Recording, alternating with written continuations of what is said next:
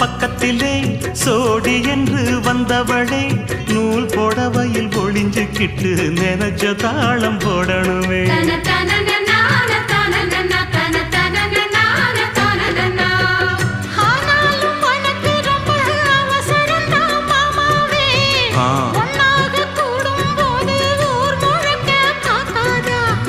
பார்த்தாலும் தவறு இல்ல பனியுறங்கும் ரோசாவே உன்னால சொத்த வச்ச மூக்குலதான் வைக்காதா.